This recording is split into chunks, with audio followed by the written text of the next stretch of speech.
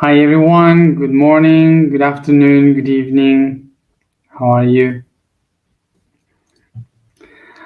So, as you see today, I guess I came back to normality again, wherever it is normality. So, fine. So, yesterday, I hope you enjoyed yesterday.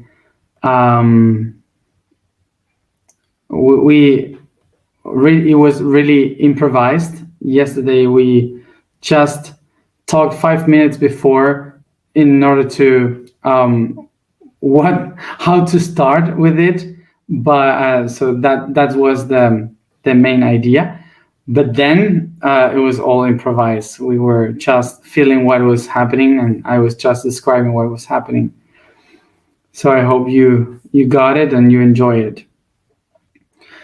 So I want to take the idea back for something that I wrote in the post yesterday, which was regarding bipolarity, and is that we have to remember that we are all bipolar and a bit schizophrenic by nature. We all have that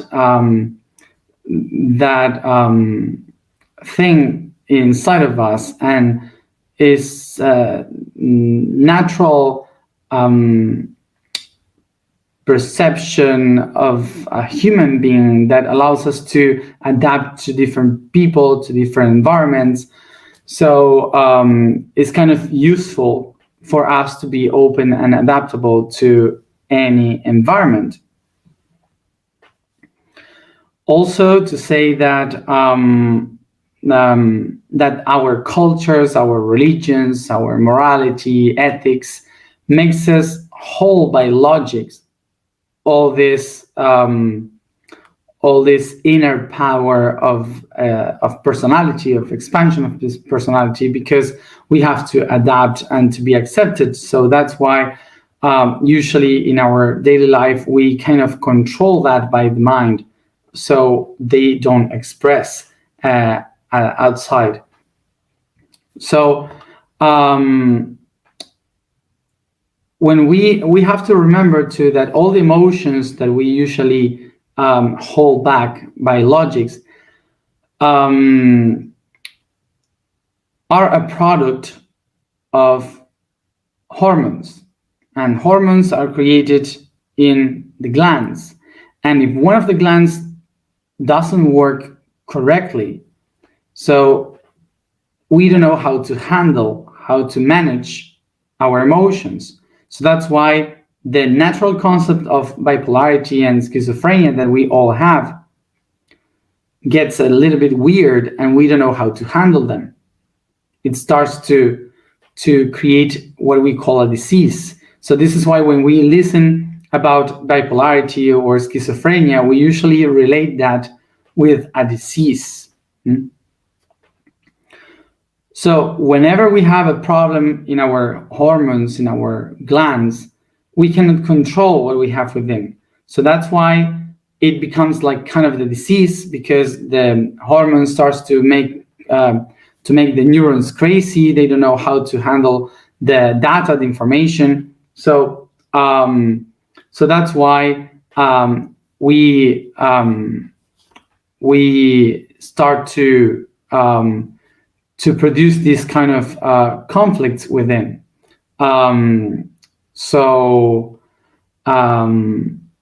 This is how it becomes a disease. This is how we don't know how to handle. But actually, the real conflict here is not bipolarity or schizophrenia. The real conflict here is not knowing how to handle it. So when we speak about this disease, I would invite you to not to think about it as a disease, because basically schizophrenia, autism, bipolarity, we are kind of the things, the natural things that we have inside our mind that open the mind of a humanity. So throughout the history of humanity, these kind of crazy people were the ones that changed the point of view, the ideas of what we were doing. It helps us to evolve. It shows us different things that the rest couldn't see. So that's why it's not something negative. It's not something bad. What really happened is that some people cannot handle or control the emotions that they have within when they start to experiencing that. Why? Because maybe they had some trauma in their families, maybe they have some weird relationships that awaked many bad perceptions of the world, but also through what they are eating, what they inherit by genetics. All these kind of disorders that we can have throughout our lives makes us unable to handle what we have within. So don't think about it as a disease. Think about it as a disorder, okay, of the inner power. So another thing to remember, connected to this, is that we should not treat these kind of diseases, this kind of disorders as an illness that you have to medicate, because usually we start to make this judgment that if someone has schizophrenia or someone has ADD or something like that, immediately we start to think that we have to control them, to send them to a hospital or something like this. But actually, the first stages of these disorders are the moments when we don't need medication. We need support. We need people holding our emotions, helping us to deal with the emotions, trying to know how to handle them through arts or many other things. So it's important to see that is a process in our life, is not something that defines a person. Okay, it's just a process that someone is going through. Okay. It's important to know that if a person is not accompanied, is not helped when has this kind of problems or diseases, this kind of disorders, and you treat them like a disease, so the person will start to think, the body will start to think that is sick, so it will keep that disease constantly once and again. So important to know that if you help the person that has a mental disorder, it can become a gift, because throughout history, all these great people that has been artists or changed history or gave us as a humanity very important things, they had this kind of weird way of thinking and opening the mind. So and somehow they knew how to handle it. So when we help or give the space for these people to know how to handle their way of thinking, their way of having or understanding the world, they can become genius. They can become really gifted people. Important to know about this. Don't qualify or classify the mental illness like if they are all the same. Like, for example, someone has schizophrenia and schizophrenia is all like that. It's not like this. Everyone is unique. So each one of the persons has a different way of acknowledging their own process. So we have to remember that there are many stages in each one of the of these disorders. Like there are schizophrenic people that can live with schizophrenia their whole life, and you won't even notice that, and they will be maybe using that for arts and creativity, and they can live with that properly, no problem. And there are some other stages, like 4 or 5, that they can hurt someone, or they can hurt themselves. So having delusions and so on. So we have to remember that we cannot say they are all the same. Okay, each person is unique, and we have to be sensitive when there are people like this, that they need their space, not to touch them, not to invade them, like pushing them to feel better or pushing them to do what others are doing. We have to respect their time, their process, their space is very important in order for them to handle their own emotions. Because remember that besides that is a mental issue, mainly is related to the emotional issues. Okay.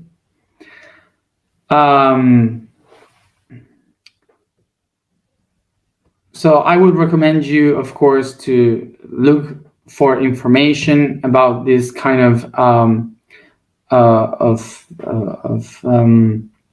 disorders, to know specifically much more about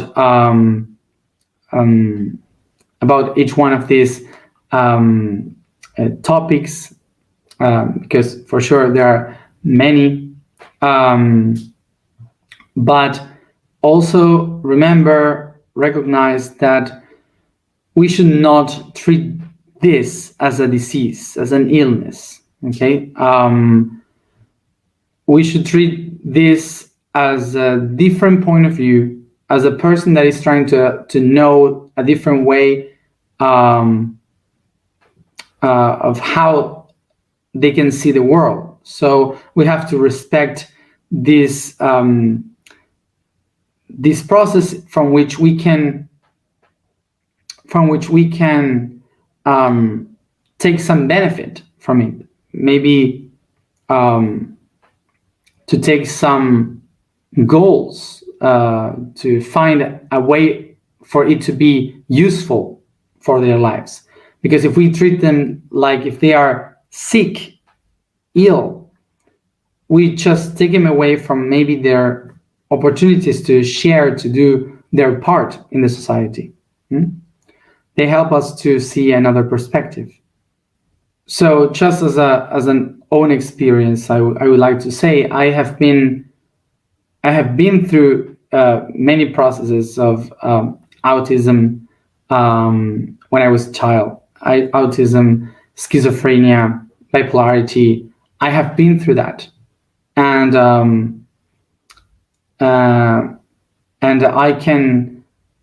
I can tell how it is to feel being that and treated like that.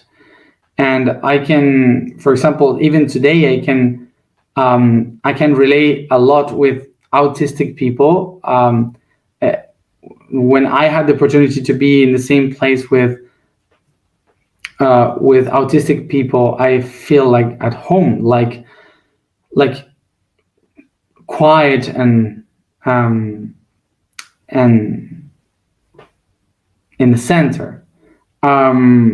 So eventually what has happened to me was like going through all this process of trying to understand if I was crazy, if I was imagining everything, and to be really in that position. Okay. Thanks to my mom, through my family, friends, and the people that were around me, and of course also the beings from other dimensions that helped me a lot in this, I was able to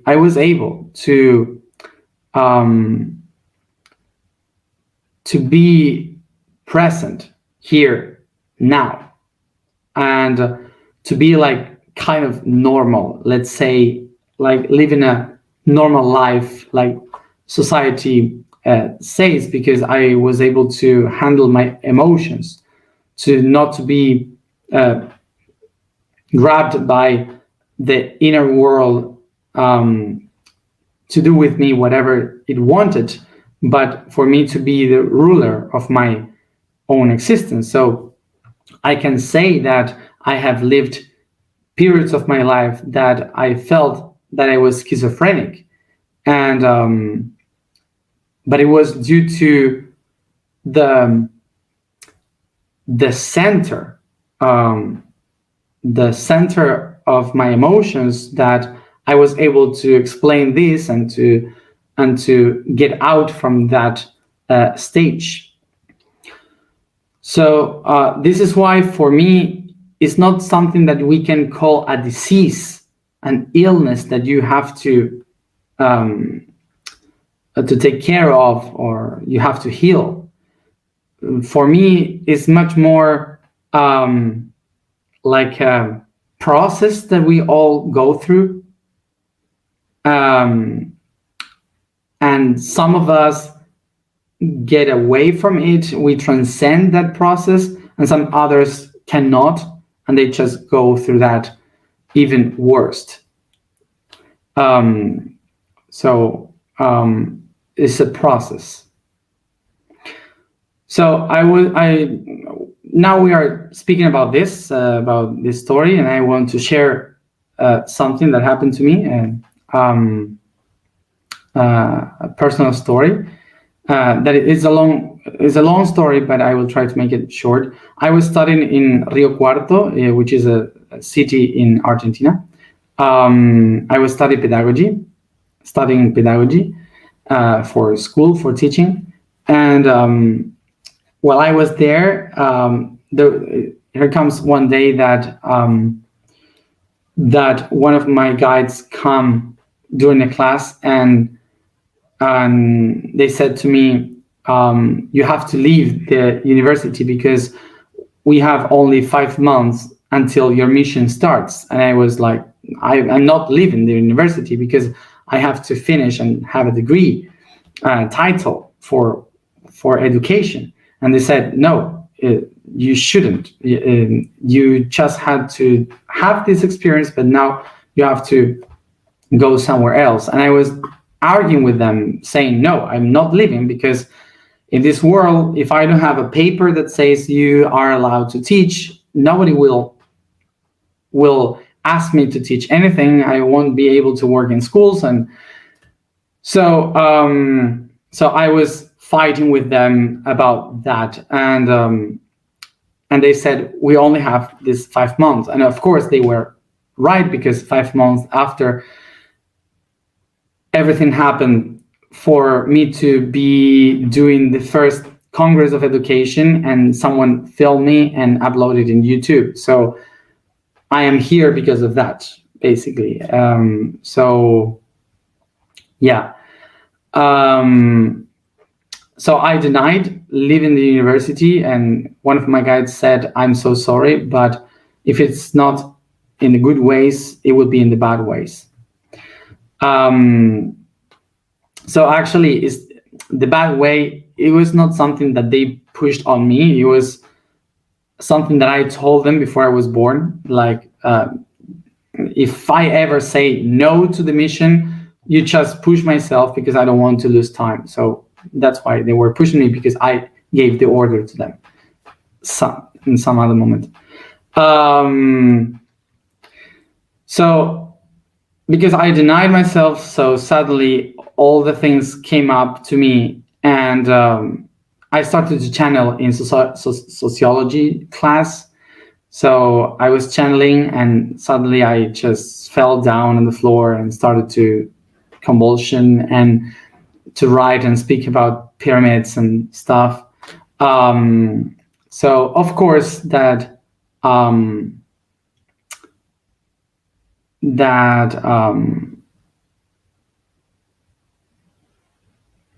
of course that someone came and they took me to the um, mental hospital of Rio Cuarto.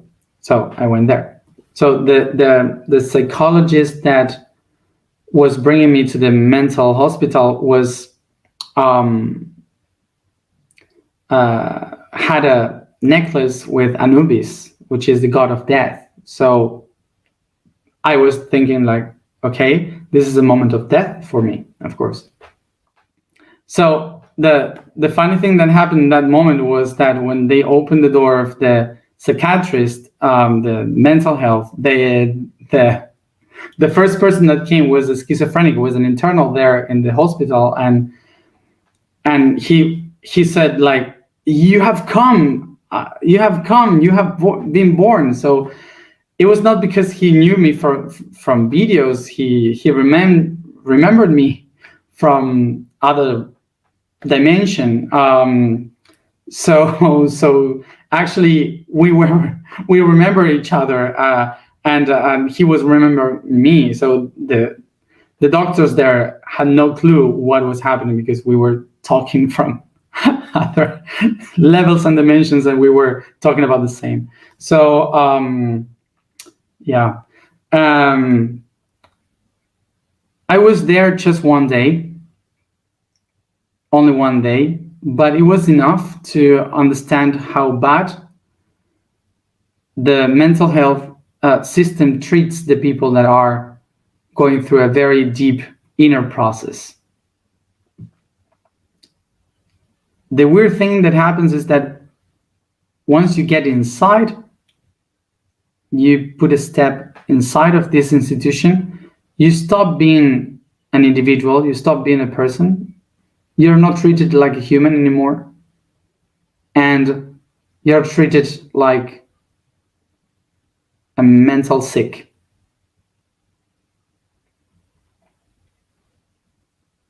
They took me the phone, the communication with the outside. They didn't allow me to communicate with my mom to tell her where I was.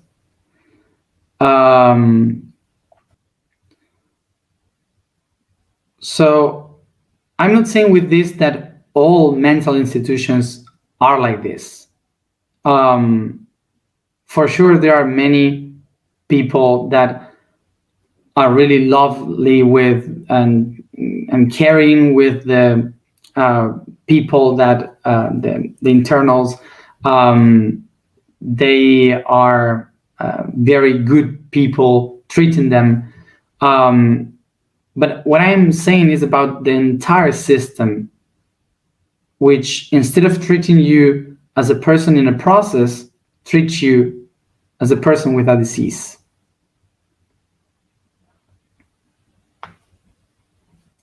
What I'm saying is that there's a lot of people in this kind of institutions that are just people in a process of awakening, that they just needed someone to help them to go through this process.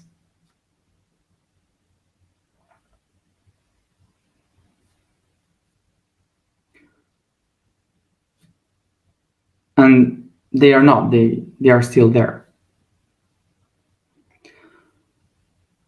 So I just wanted to share this today because perhaps eventually some people would say that what happened yesterday was a lack of respect for all these people that are living these kind of situations.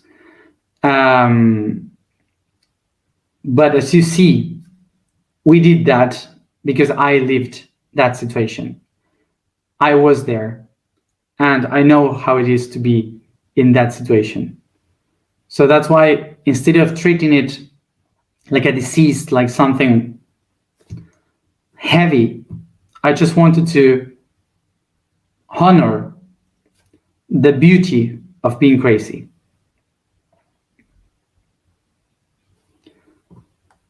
The gift that sometimes it is.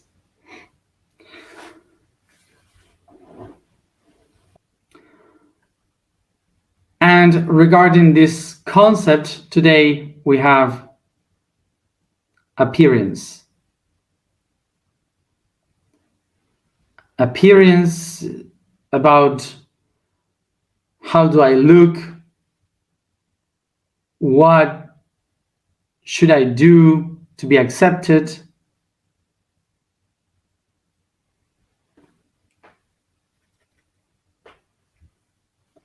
how it is supposed to be, or how I think that things are supposed to be.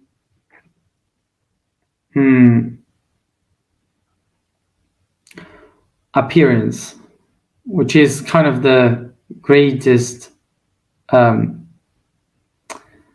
bad things from our time. So we can understand appearance of something very schematic in our evolution in two different ways. One of the ways is to be accepted by the group, to be similar to the others, and on the other hand, to survive in between the others, in between other beings. So appearance was really good for us to build families, for us to build societies, cultures, many things, because it was useful for us to be accepted by the others. So that's why we started to dress like the others, we started to talk like the others, we started to use the same colors, we started to kind of be similar to one another so we could be accepted by others. So in the other hand, appearance is helpful for survival, because to be similar to a leaf, to a tree, helps me for the predators not to find me. And also, if I try to dress up like my enemies, I can survive and they won't kill me. So basically, the side of survival is the one that helps me to find food, but also not to become food. So as you see, sometimes emotionally, some people dress up with a specific fashion so they could survive, because perhaps the fashion makes them stronger, when in reality they are very weak inside, within. So to the appearance of something can help us to feel stronger in moments that maybe we are very weak. So through thousands of years, we humans have been evolving through appearances. We have survived through appearances. And this is why in our daily life today, we still judge the world through appearances. We understand the reality by how the things look like. So we cannot judge the world of appearances, because it's something useful for survival, to understand the environment and so on. It's good. The moment when it starts to be a burden and it starts to be something that takes us through a bad way, is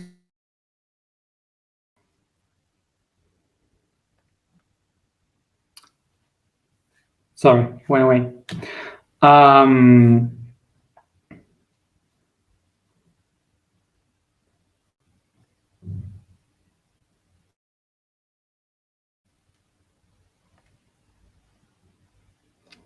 Okay, now came back.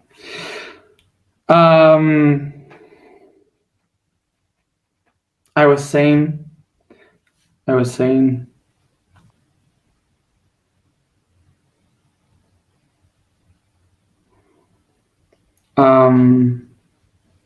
so the problem is when we start to look within, when we start to figure out our inner world.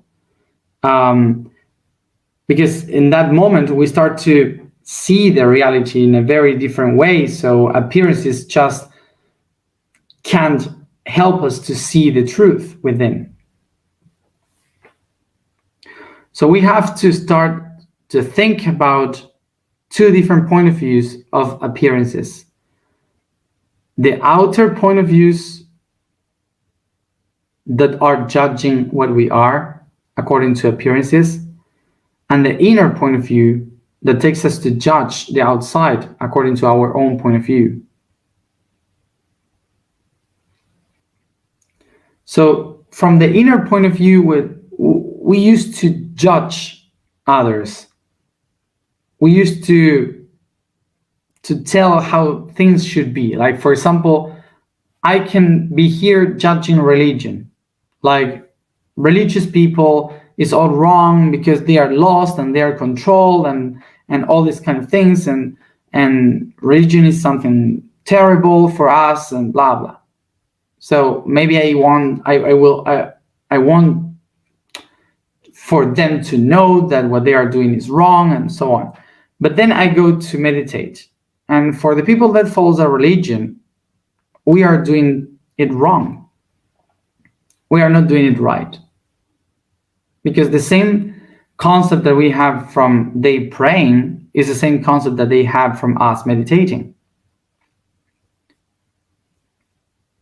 So actually,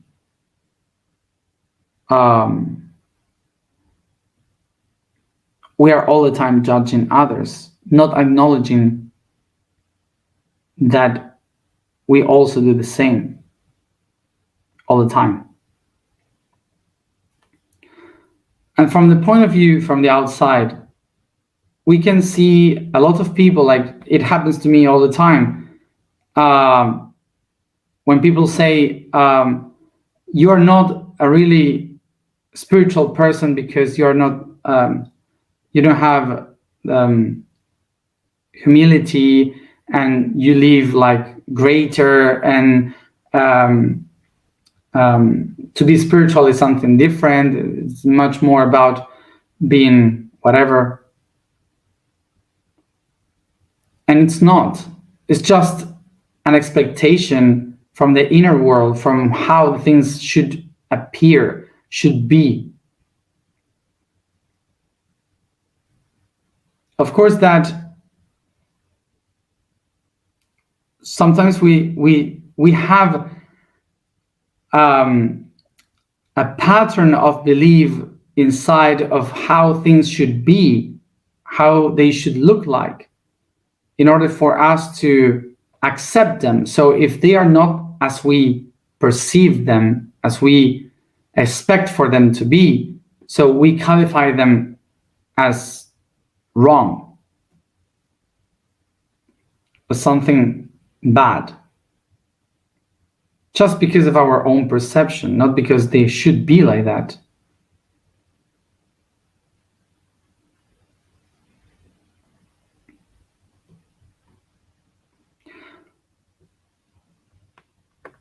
So, for example, myself here, I can say that to be a Muslim is wrong, or to go to the mosque is wrong, because in my mind I can relate Islam with bad things, maybe because I saw it in the TV, I don't know. So I can put Islam in the same box for everyone?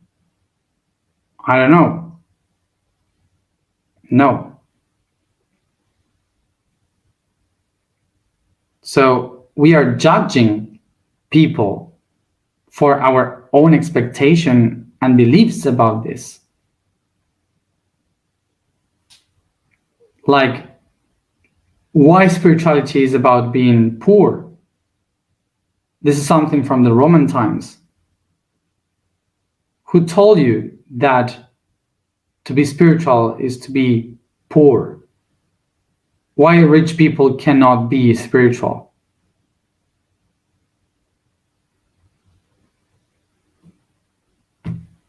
It's all beliefs. So we are putting beliefs upon another belief once and again, all the time, judging everything through appearances and never the content of it. So this is why we have to recognize that it doesn't matter how do I look. It doesn't matter if I am wearing a pink t-shirt or a blue t-shirt.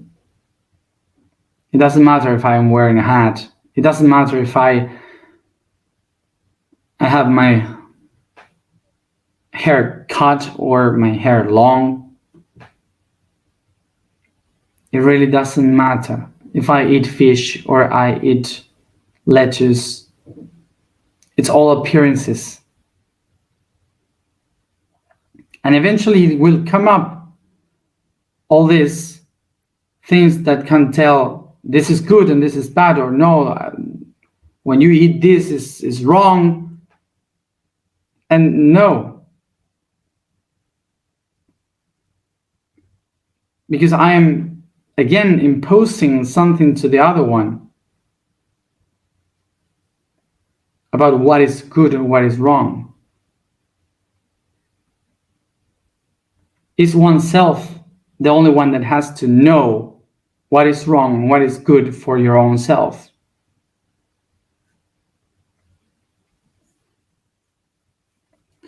So, for example, myself, if you put meat or lettuce and vegetables, I will choose the vegetables because I won't eat a dead animal, but that's my choice.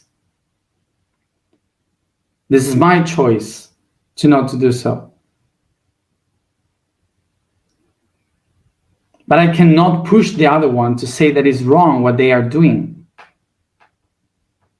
because they don't know yet. They weren't able to make the decision.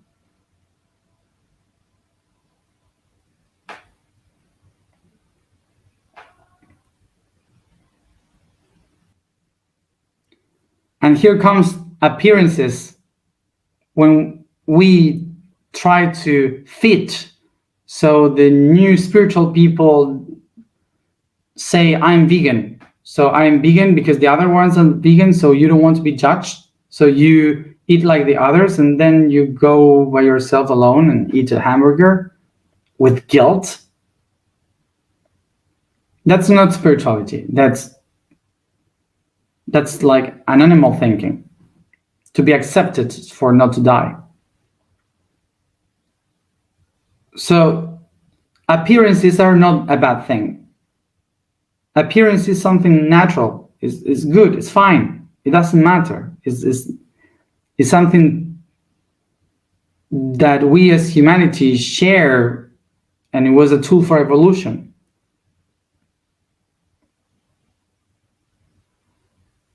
But what we have to think about is that when we become the inner path of coherence, of understanding ourselves, what we go through is a process of understanding that we don't need to be like others, that I have to be myself, my own self. So I don't need appearance anymore. I have to connect with my own inner world. And I will give another advice for something that I am just watching here in the chat. The thing that I wanted to say is that the thing of the food that I said was just an example. It was not the main topic.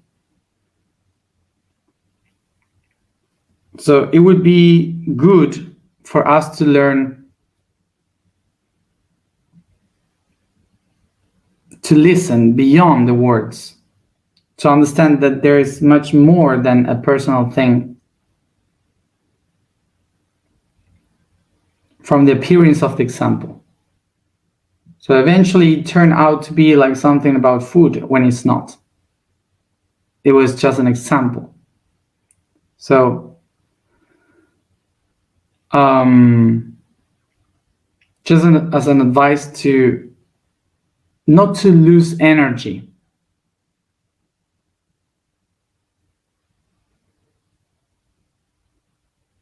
When is needed to do the process inside, to understand the concept before trying to make some point of view of topics that are not what we are speaking right now.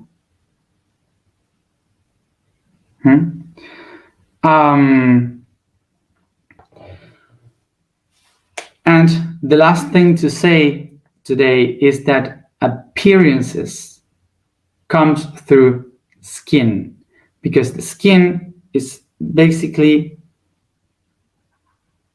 appearances is basically the shell that we show to the world, what we are. So throughout millions of years, appearances were designed mainly to reproduce. So appearances were using sexual energy. As any animal, any one of us, the tone of our skin, the shapes of our bodies, the movements, everything that we do are related to make a pair of someone, to put us in pairs. That is the same origin of the word appear. Appearance is to be in pairs, which means I have to look like something to show my genetics to the other ones so I can match with someone to reproduce.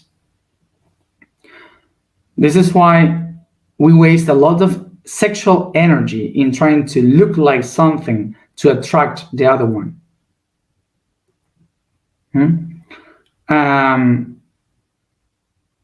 So if we want to change in a conscious way, we have to recognize that sexuality is not, in the consciousness, is not about the other, it's about how I use my own sexual energy to set myself free from appearances.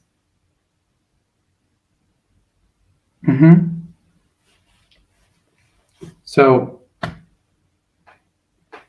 that's the sexual energy we have to work with. I spoke a little bit more because I took something from yesterday, from the topic from yesterday. The vibration for today is so. The statement for today is I am sexual energy.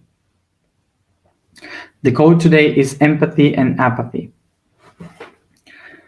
In the higher heart of the thymus gland is where the energy that connects us to the rest of the living being is centered.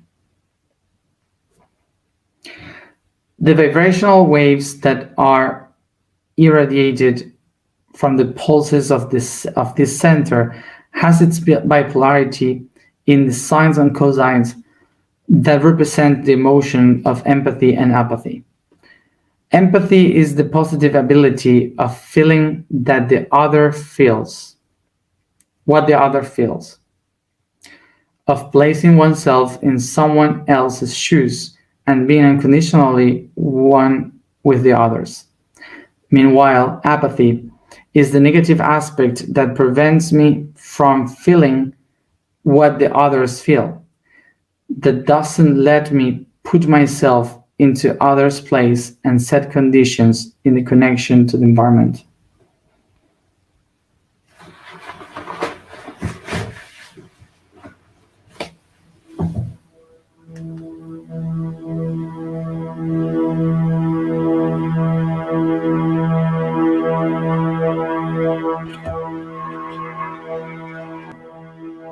Sit comfortable, close your eyes, and concentrate on your breathings.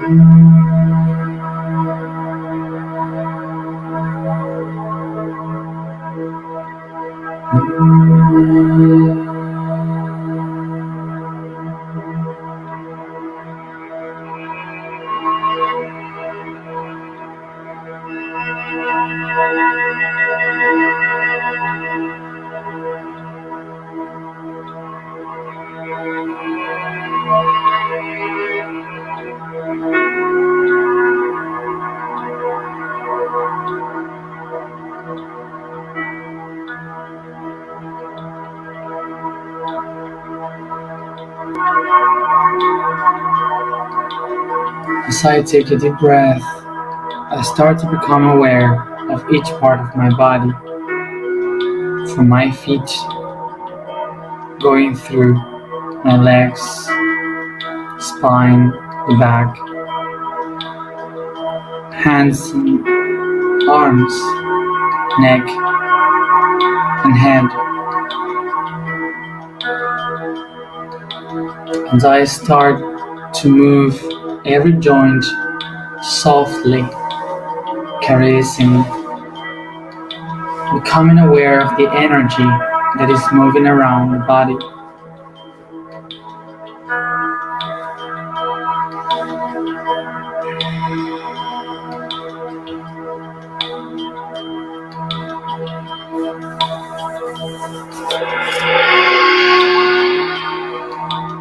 I yawn.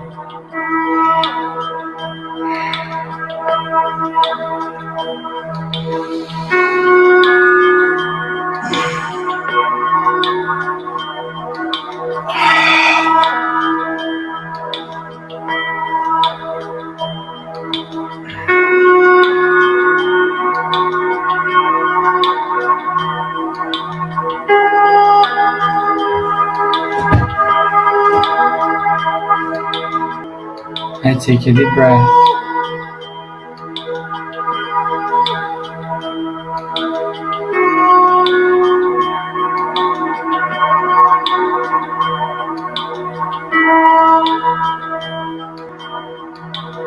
And I now visualize myself beginning my day, laying down in bed, waking up, setting all the intention to start this new day.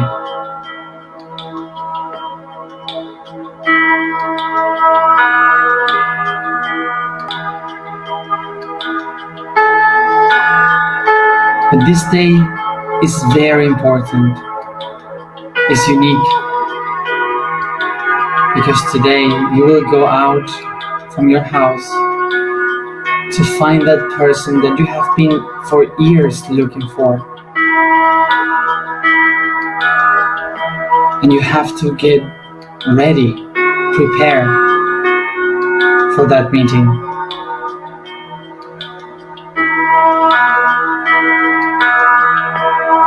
So you have to think very carefully, how are you gonna go out?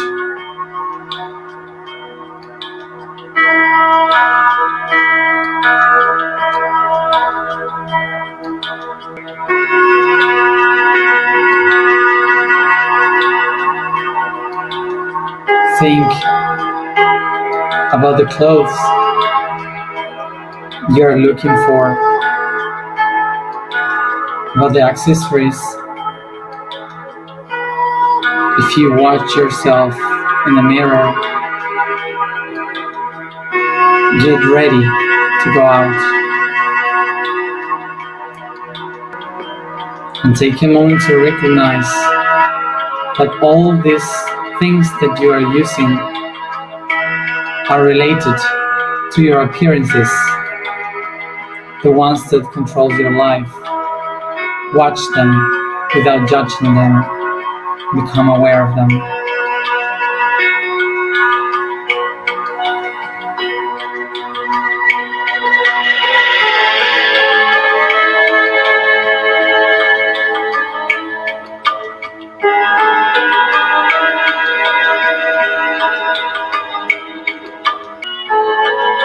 Recognize which thoughts and ideas you decide to bring out today, which emotions you want to show.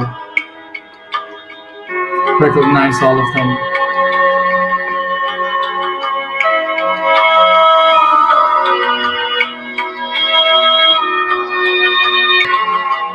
Become aware of how you dress your body, which emotions you want to feel today, and which thoughts are you willing to share.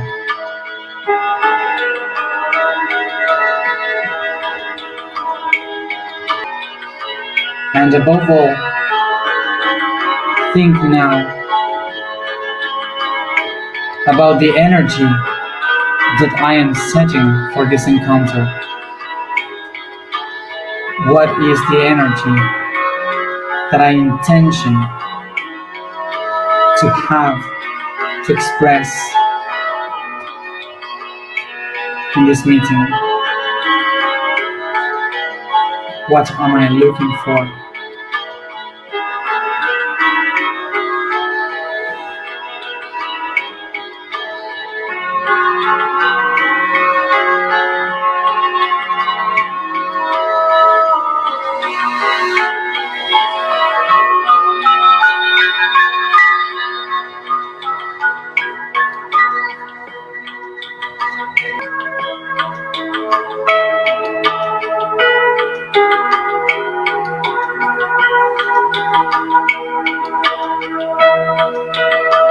This energy, this intention emerges throughout all my skin.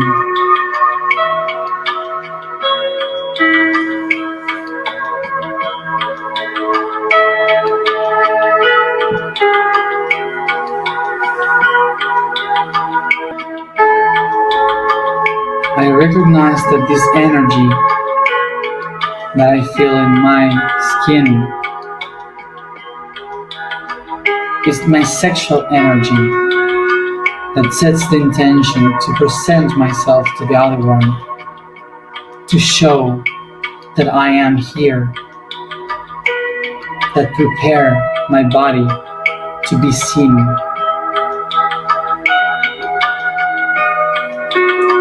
Without thinking in genitals, I just honor this sexual energy in me, emerging through my skin.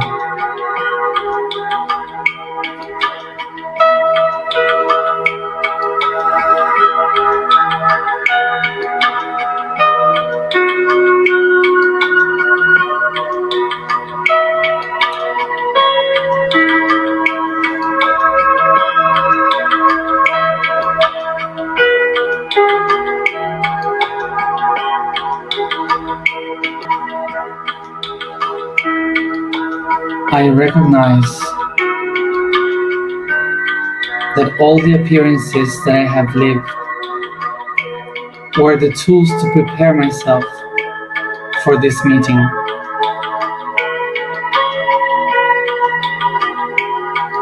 And I see in front of me that the person I was looking for, it was myself. So I present with all these appearances to my own self.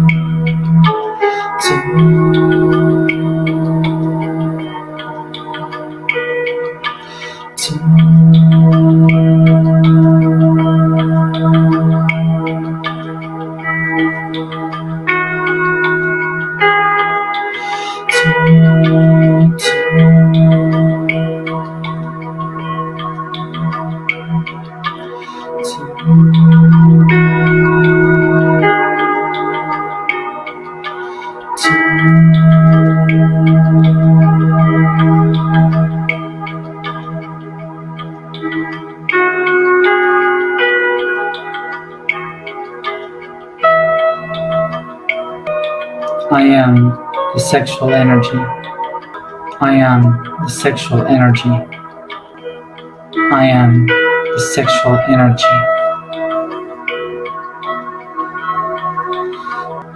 I take a deep breath and I melt myself in a hug with my own self, on a kiss.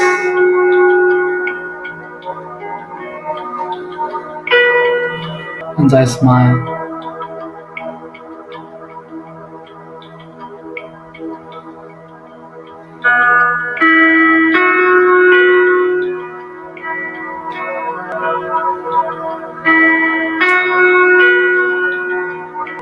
I think, I think, I think.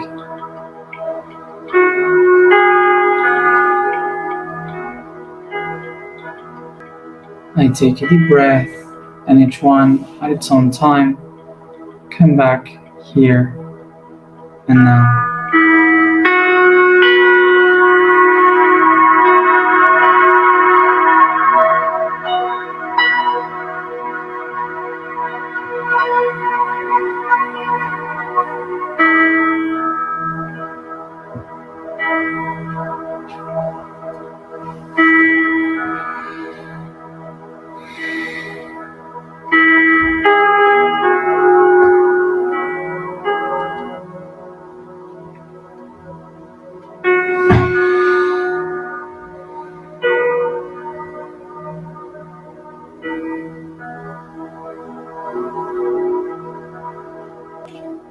Thank you everybody for being here, and see you tomorrow, as always, at the same time.